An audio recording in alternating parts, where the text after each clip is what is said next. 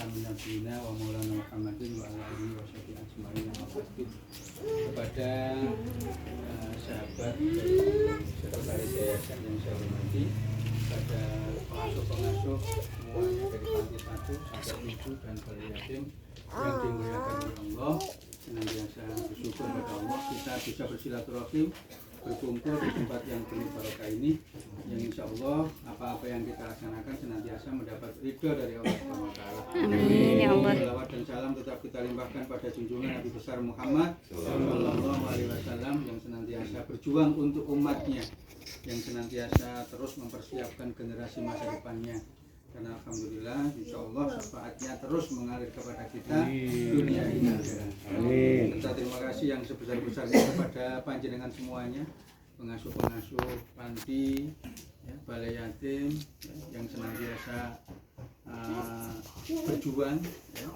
Insya Allah keringat panjenengan dicatat oleh Allah sebagai amal soleh. Insya Allah apa-apa yang panjenengan laksanakan hari ini manfaatnya luar biasa, ya, bagi diri kita, bagi keluarga, bagi masyarakat sekitar, dan insya Allah manfaatnya luar biasa bagi generasi masa depan. Bapak-bapak, ibu-ibu semuanya, ya, aktivitas kita, ya, hari ini sebenarnya ya tidak lepas daripada firman Allah, tidak lepas daripada perintah Allah untuk mempersiapkan generasi masa depan.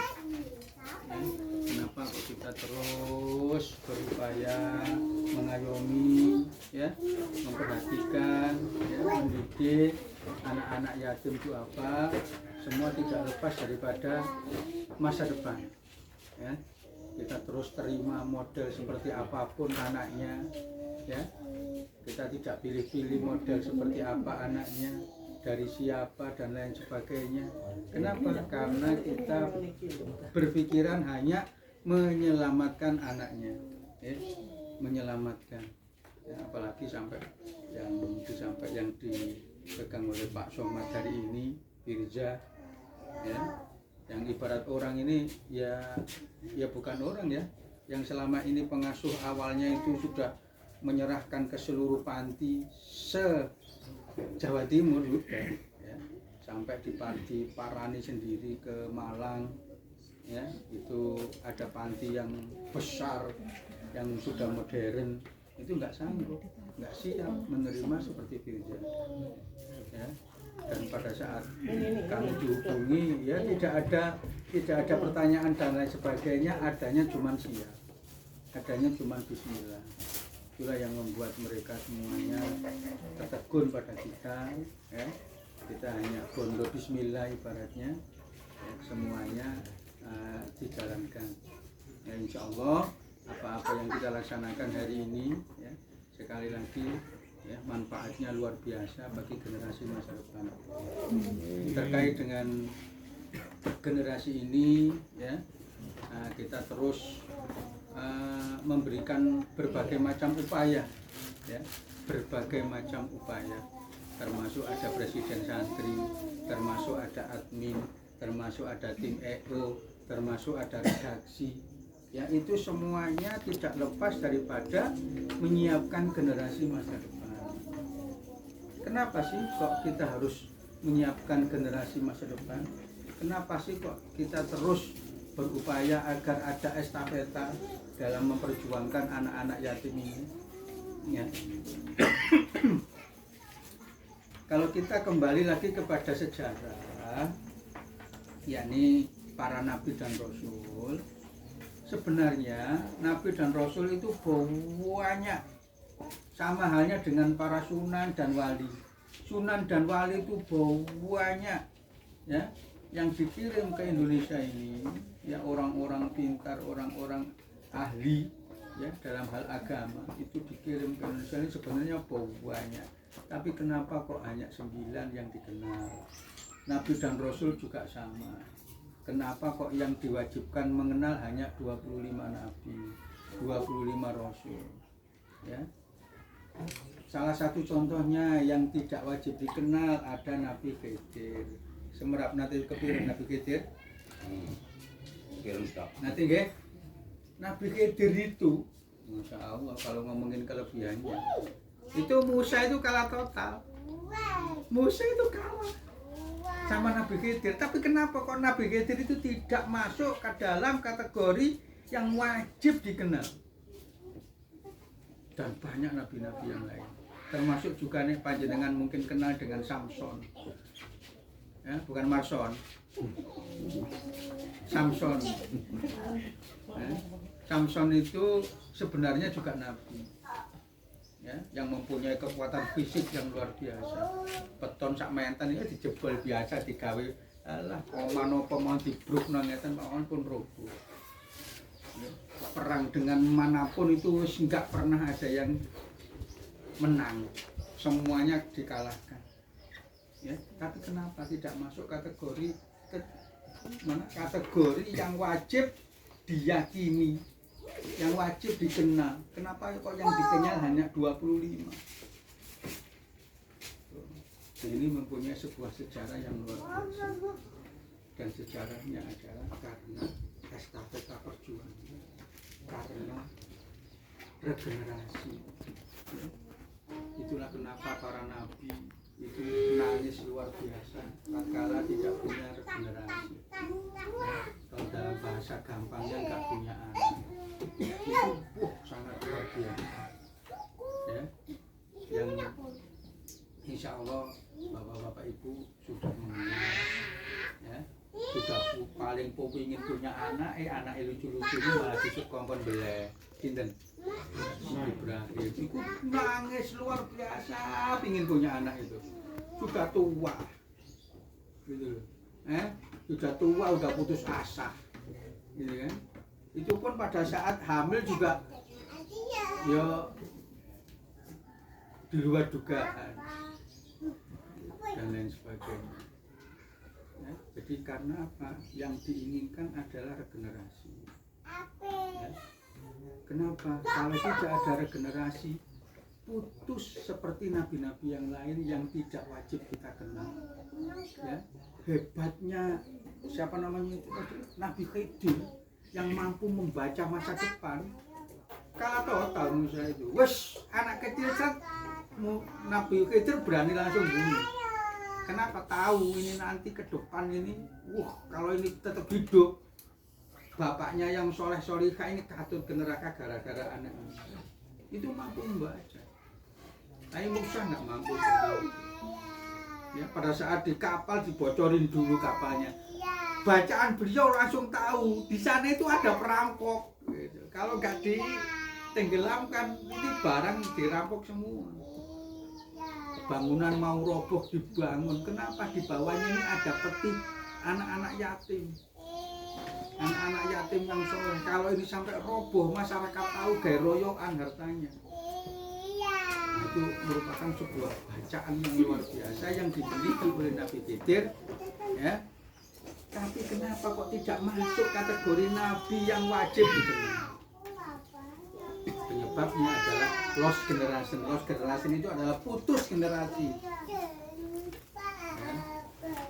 Makanya Rasulullah pada saat mau meninggal yang disebut-sebut nawa umati. Nek bahasa Gopang panggil anakku. Kenapa? Rasulullah itu sudah menganggap umatnya itu ya anaknya yang harus dibimbing, yang harus diarahkan, yang harus diayomi, yang harus dihantarkan, yang harus dan sebagainya. Sampai kiamat pun dia menjamin dirinya bisa untuk memberikan manfaat, syafaat. Ya, kenapa? Yang di otaknya itu adalah generasi dan generasi. Nah, salah satunya produk yang luar biasa yang dimiliki oleh umat Islam dan tidak dimiliki oleh yang lain adalah pondok pesantren. Bentuk produknya. Jadi pondok pesantren itu mengeluarkan, makanya Indonesia ya, salah satu produk pesantren hebat yang paling banyak memang Indonesia ya, makanya dijajah 350 tahun oleh Belanda. Wotoh Indonesia itu bahasanya tetap bahasa Jawa, wongnya tetap sopan santunnya tinggi, wotoh nggak berubah, adat istiadatnya nggak berubah ya, sopan santunnya kepada guru, kepada kiai enggak berubah. Kenapa? Karena ada pondok pesantren. Yang lain yo bubar. Yang lain dia jajak Inggris yo negara dadi basa Inggris. Katut. Ya. Wis anune wis adat istiadatnya wis kacau wis. Ini kita bersyukur ini. Hidup kita di Indonesia ini bersyukur. Kita dapat warisan sebuah produk yang luar biasa yang namanya pondok pesantren. Ya, jadi pondok pesantren adalah sebuah produk yang dimiliki oleh umat Islam untuk melindungi generasi masa depan. Jadi ibaratnya ngono dindoki dianggremi temenan. Sak mangane, sak apa ae ku, ngajine, sak sekolahe, apa ae ku. Jadi dari 0 sampai 0 dari jam apa? Mulai jam 0 sampai jam 0 lagi. Nggih Bang nggih. Mulai bangun tidur dikeloni sama Pak Yainya, dikeloni sama ustadz-ustadzanya. Durung subuh durung tangi, toeng sing nggawa wajan lah, sing nggawa banyu lah, wis terserah. Itu bentuk sebuah pendidikan yang dilakukan oleh para kiai, para ulama ya, untuk bisa menelurkan sebuah generasi yang luar biasa. Ya. Nah kita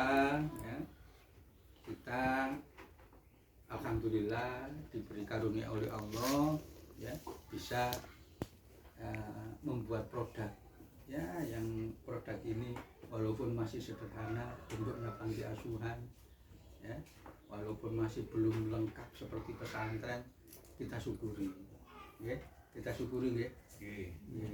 Jadi kita penggarapannya beda, penggarapannya bukan anak-anak yang wis pinter-pinter, suge-suge, krimis-krimis, olak-olak ganteng-ganteng nggih. Nggih Pak to. Waduh teko kaya Nova lah, sing teko kaya AA lah. Sing teko kaya Birjah lah dan lain sebagainya. Ya, dan memang bidang garap kita itu. Ya kenapa? Karena kemampuan kita. Ya, ada 3 kriteria yang diberikan oleh Rasulullah ya, 3 kriteria, 3 pintu yang harus kita ambil ya. 3 pintu itu untuk menjadikan kita bisa walaupun mati tapi bisa terus mengalir pahalanya, walaupun kita sudah mati tapi kita beramal terus, padahal kita sudah meninggal tapi nyatet amal terus. Paham nggih 3 hal niku nggih? Napa mawon buar?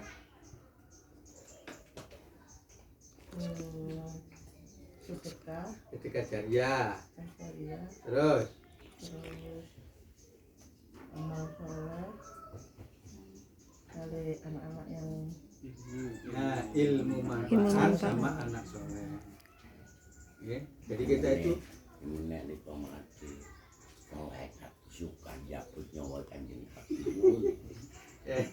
jadi Rasulullah memberikan sebuah isyarat kepada kita, memberikan peluang kepada kita 3 hal ya, yakni ada sedekah jariah, ada ilmu manfaat, ada anak soleh. Ya. Kalau sedekah jariah ya jelas niku ya. Kita sekarang belajar memposisikan diri atau mengetahui posisi kita di mana untuk bisa mengabdi sepenuhnya, untuk bisa masuk ke kategori 3 ini. 1, amal jariah atau sedekah jariah.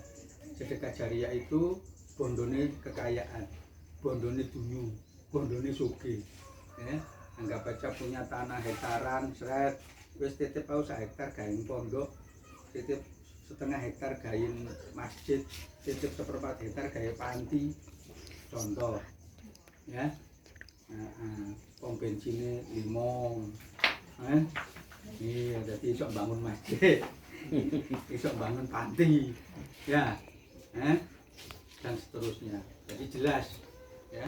Jadi peluangnya itu adalah orang-orang yang kaya raya, ya. Dengan beramal jariah dia bisa, ya, bisa mendapatkan pahala selamanya walaupun pada saat itu walaupun sudah meninggal. Oke. Yang kedua, ilmu manfaat. Kalau ilmu manfaat, bondone pikir, bondone utek. Ya. Paling gampang, contoh paling gampang. Astagfirullah Rabbal baraya Astagfirullah. Saking sinten Pak Tok? Saking Gus Dur mek ngono tok, digawe pujian di setiap mushola, digawe pujian di masjid-masjid. Anak-anak TPA hafal semua, itu sudah ilmu manfaat itu. Orang yang meninggal gak tasik pemandang. Meninggal itu cek pemandang terus. Padahal hanya mengeluarkan begitu aja, itu sudah ilmu manfaat. Apalagi sampai ada yang kayak Aqidatul Awam yang dihafalkan anak-anak. Ya, ada Asmaul Husna. Padahal mengeluarkan nadom. Ya Rahman, Ya Rahim, Ya Maliku, Ya Kudus, Ya Salamu, Ya Mukmin, Ya Mu'in. Gitu aja sudah mendapatkan ilmu manfaat. Terus mengalir terus kan. Ya. Nah, seperti itu. Kalau dalam bahasa gampangnya ya orang-orang yang punya ilmu manfaat itu ya wis kayak kiai ulama itu. Ya. Minimal dihafal Quran, hadis ya ribuan. Nek panjenengan nggih Yasin mawon ngulang-ulangi terus. Padahal ben sok diwaca iki durung apal-apal. Dedel. Jadi aduh ngomongin ilmu manfaat, apa meneh sugih. Isine mek njaluk tuh.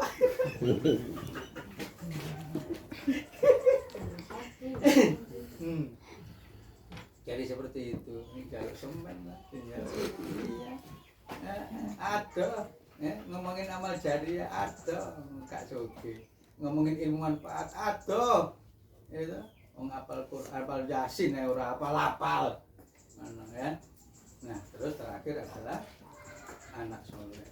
Nah anak soleh ini ya bukan bondo utek, ya, bukan bondo pikiran, ya, bukan bondo kecerdasan.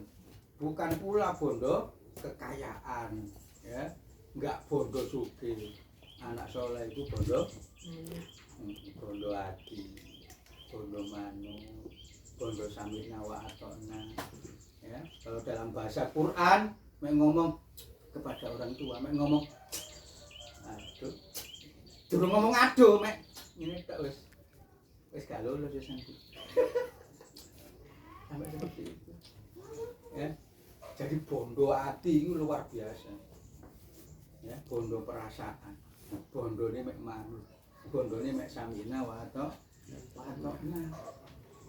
tinggal kita mau pilih yang mana, ya, bondo suki yo, gak gablek, bondo ilmu yo, aduh, ya, posisi kita, peluang kita adalah mengambil, yakni bondo hati, ya, bondo hati, bondo perasaan, bondo manut, bondo sami'na wa ata'na.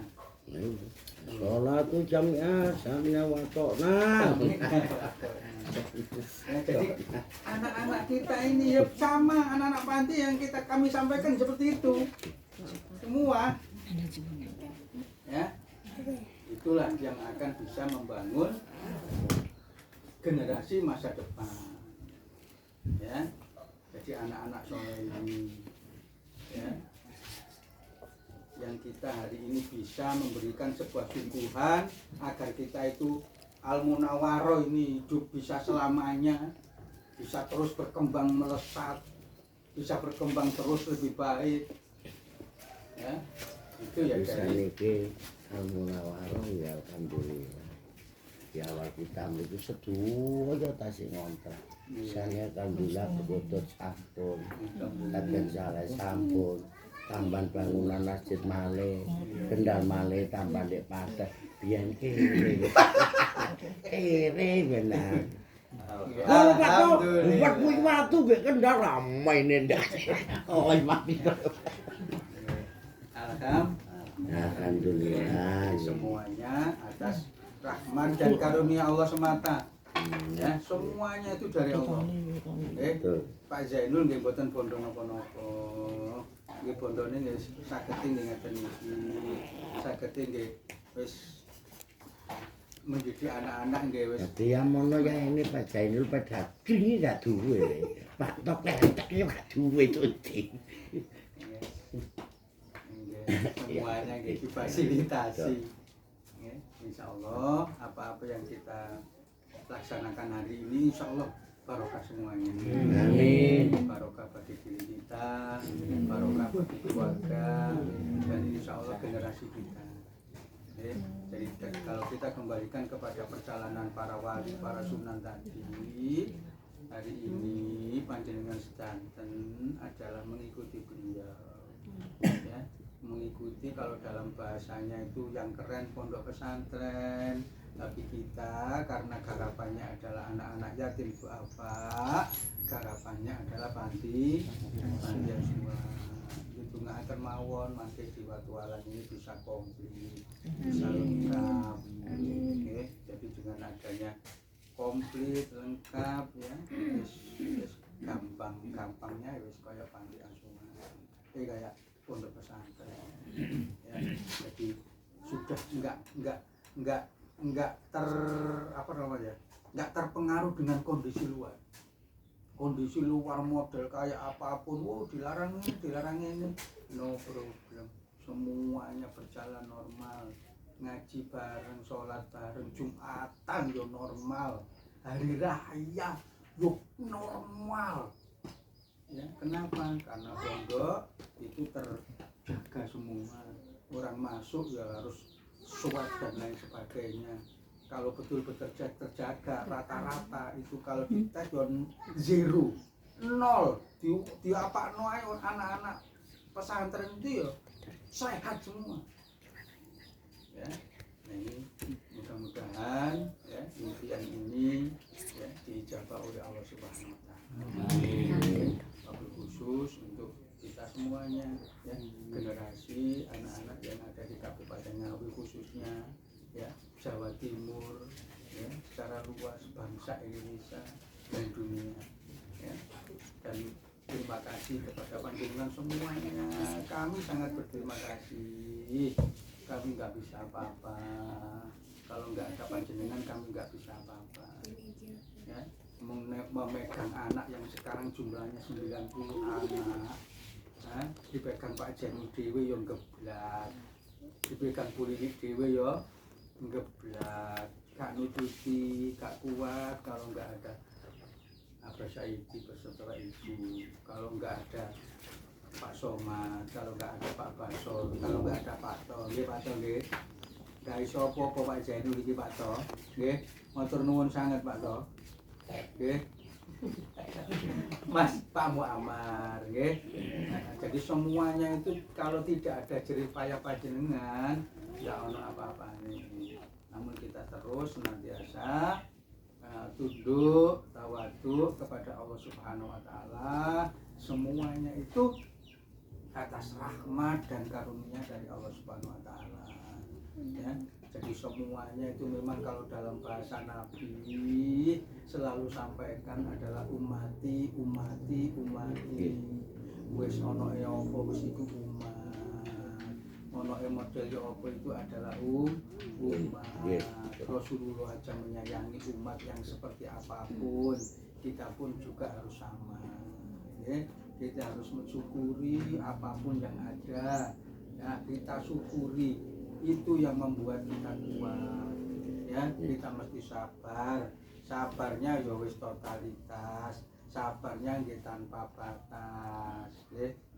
Nah ini memang untuk membersihkan kita semuanya ya. Apa-apa yang ada yang kita temukan di lapangan, model anak kayak seperti apa, ini semuanya itu dalam rangka untuk membersihkan diri kita sendiri ya, dalam rangka untuk mensucikan diri kita sendiri ya. Insya Allah kecapean kita ya, memeras otak dan lain sebagainya ya, semuanya itu tiada lain dan tiada bukan untuk memantaskan kita di surga. Amin. Ya. Akar pantas, ya, akar pantas kita di surga itu pantas. Karena surga itu enggak ada ngomong-ngomong jelek. Boten enten nggih. Boten enten. Ngomongannya itu semuanya kebaikan. Semuanya itu salam, semuanya itu selamat, semuanya itu saling memberikan dukungan, semuanya itu bicara sabar. Wes baik. Alhamdulillah. Nggih, wonten grup kan ngoten nggih, ucapane paling ya alhamdulillah, barokallah, ngoten nggih. Enten sing lintu-lintune. Boten enten nggih. Jadi seperti itu, alhamdulillah, barokallah, wis bah ketemu model anake model apa? Alhamdulillah. Ya, jadi kita hari ini panti asuhan itu adalah pintu terakhir. Ya, anak-anak itu semuanya itu ibaratnya itu apa ya? Nah, sudah rumah terakhir, sudah panti asuhan itu. Ya, panti asuhan itu bisa buangan dari pondok, bisa buangan dari mana saja. Ya. Jadi sudah rumah terakhir. Kalau sampai keluar dari panti sudah wis gak genah wis. Gitu. Ya. Jadi yang kita buat hari ini itu seperti itu. Ya, perlindungan terakhir adalah panti asuhan.